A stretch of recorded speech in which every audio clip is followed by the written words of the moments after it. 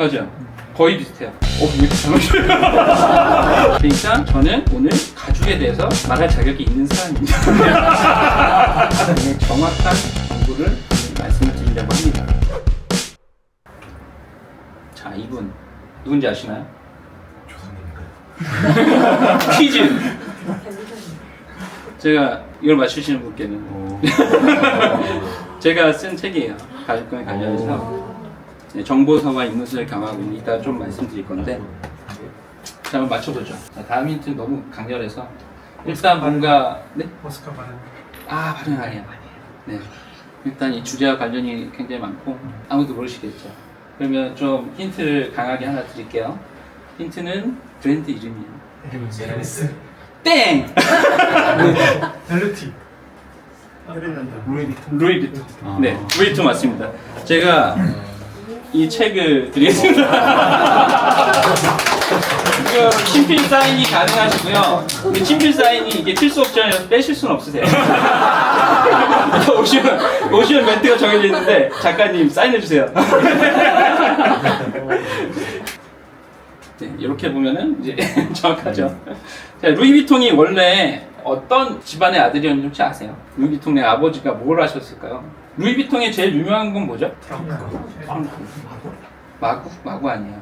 캐리어 아니에요. 뭔가 연상하실 수 있을 수도 있어요. 근데 어려울래나? 저는 트렁크를 어떻게 만들지 않을까? 여행사 아니에요. 여행용 가방 아니에요. 아버지. 목수? 왜 이렇게 잘 맞춰요?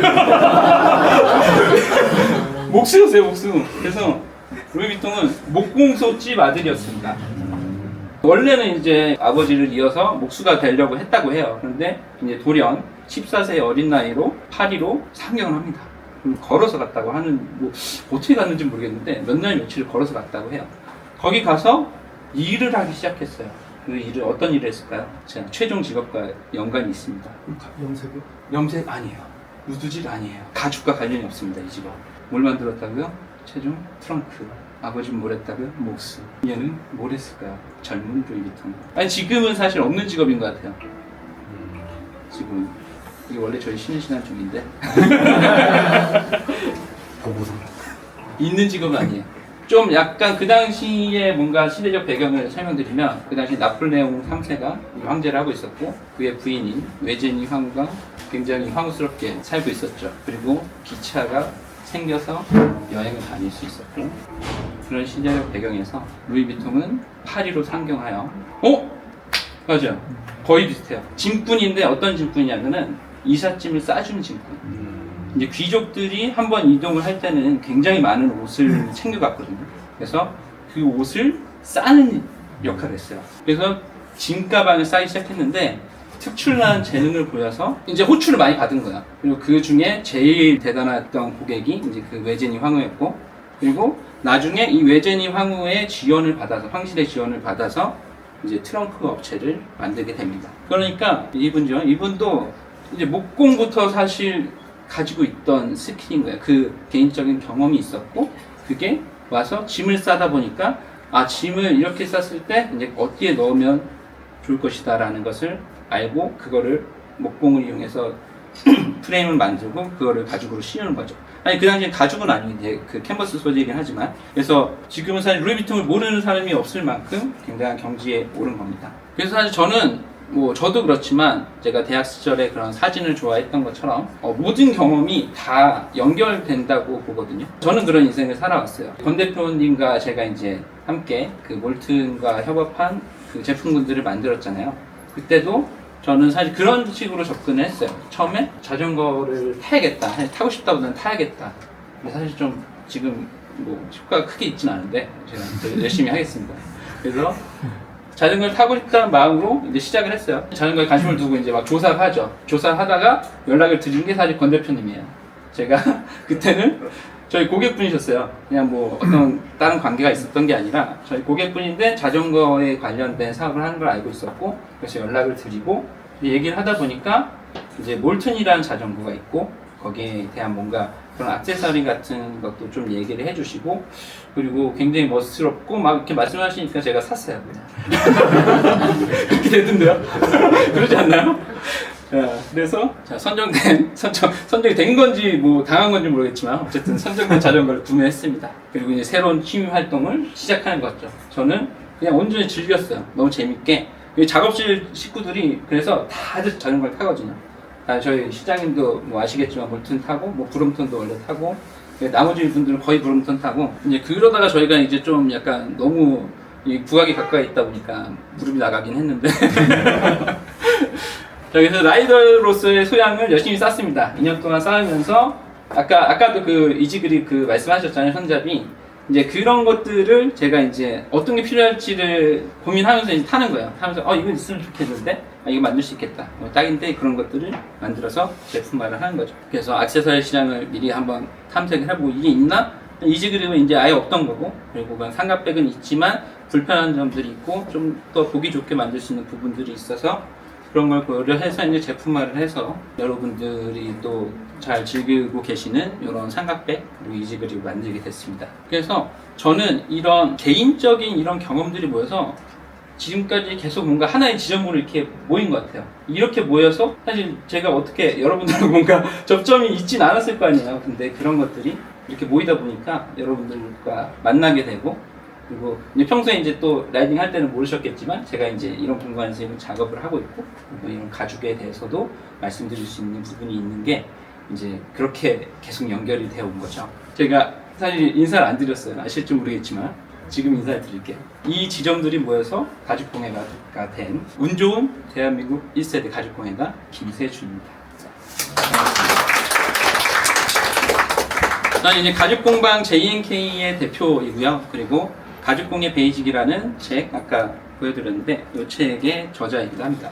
그리고 이 책을 제가 막 홍보하는 것 같은데 아니 근데 되게 중요한 좀 의미를 제가 좀 담고 있는 책이라, 그러니까 처음에 제가 가죽공예를 막 시작했을 때 말씀드렸잖아요. 이게 없었어요. 없던 거라서 그 당시에는 저는 거의 뭐 헤딩과 뭐 삽질과 막 그런 거의 연속이었어요. 근데 저는 이제 스타일이 공부할 때 완전 쫙 펼쳐놓고 하는 스타일 있잖아요.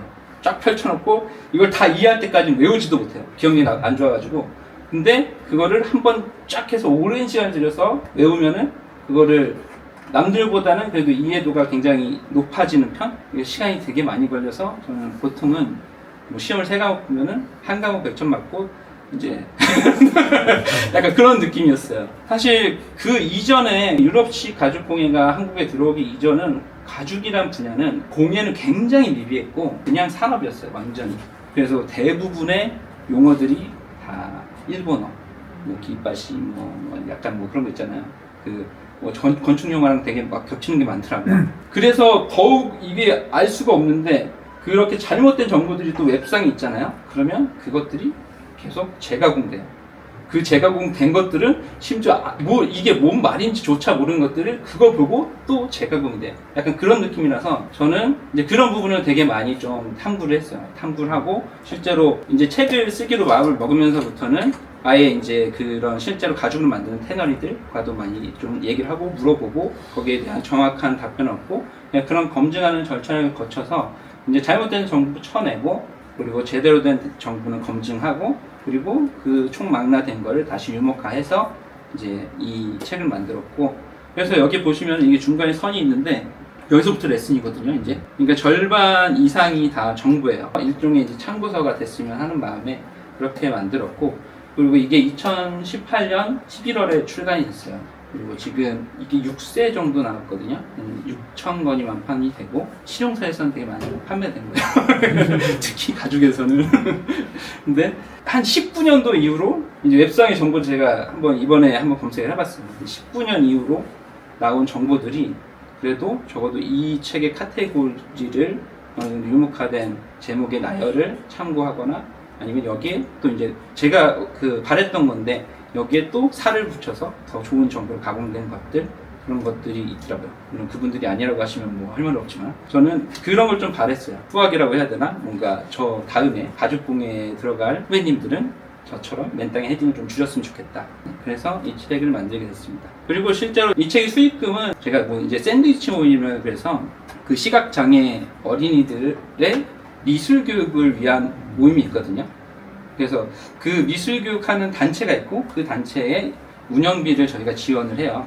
그래서 1년에 한 번씩 바자를 하는데 이번에도 10월달에 뭐 혹시 제 인스타를 팔로우하고 계시면 이제 정보가 올라올 거예요. 이번 바자회 날짜가 정해졌습니다. 10월 19일 토요일이고요. 많은 방문 부탁드립니다. 1년에 한 번 바자를 해서 그 1년 동안 활동할 후원금을 모집하고 요 몇 년간은 시각 장애 어린이들이 시각 교재를 만드는데 그 비용을 썼거든요. 그 전에는 교재도 마땅치가 않았는데 저희가 이제 그런 후원을 하면서 또 이제 교재도 이제 하나씩 이제 뭐 봄, 여름 나왔나? 그래서 이제 가을, 겨울까지 채우신다고 그래서 진행을 하고 있습니다. 혹시나 가족에 관심이 있으시면은 편하게 구매하시면 돼요. 예스24나 교보 인터넷에 가서 그냥 편하게 구입하시고 그냥 편하게 후기를 남겨주시면 됩니다. 제가 오늘 세 권을 준비했으니까 참여도에 따라 하시는 분을 증정해 하겠습니다. 그래서 저희가 어떤 작업을 하는지 사실 아까 오셔서 이렇게 좀 일찍 오셔서 보신 분들은 어떤 작업 하는지 좀 많이 보셨을 것 같은데 영상을 하나 보시면은 저희가 하는 주된 작업들이 나옵니다. 제가 2018년, 19년 그때 이제 라이카와 함께 협업을 했고요.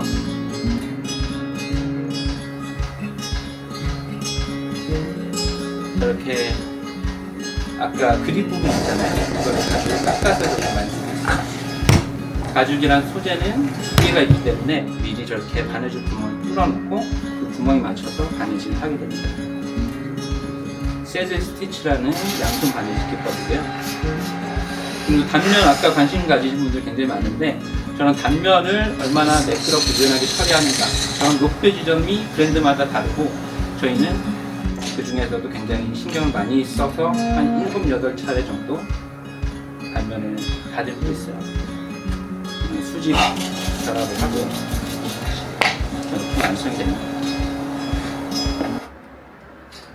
저게 저희가 이제 하고 있는 작업들이고요. 저희는 JNK 핸드웍스, 저희가 2007년도에 이제 창업을 해서 2020년도에 이제 법인 전환을 했어요. 그래서 지금은 이제 JNK 핸드웍스라는 주식회사로 운영이 되고 있고요. 원래 이제 풀 커스텀 작업을 주로 하던 이제 JNK라는 오리진 브랜드가 있고, 그리고 이제 아르테 디마노는 저희가 전문가로서 이제 풀 커스텀에 불면 맹점이 있거든요.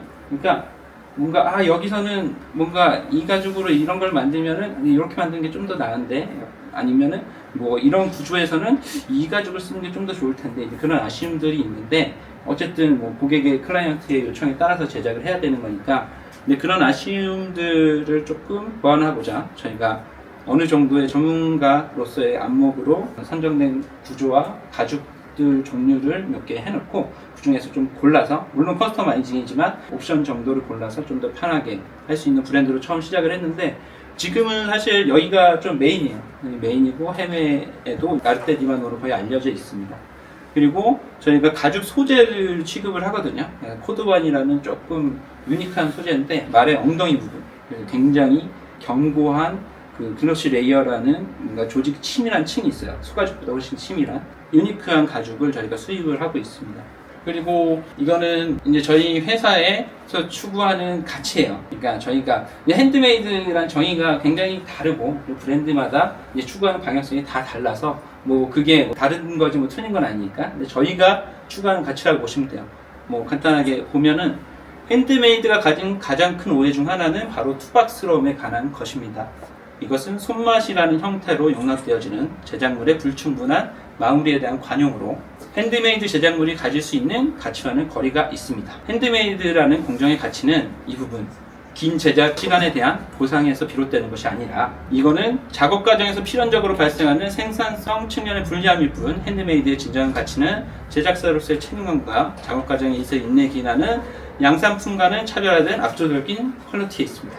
이게 저희가 추구하는 핸드메이드예요. 저희는 손을 많이 들여서 물론 이제 숙련된 손이 필요하겠죠. 숙련된 손을 많이 들여서 저는 충분히 품질이 높은 저희가 낼 수 있는 최고의 품질을 만들어내는 걸 저희 브랜드의 모토로 하고 있습니다. 그래서 뭐 이제 주요 활동들이 있어요. 뭐 작아서 안 보이실 거예요.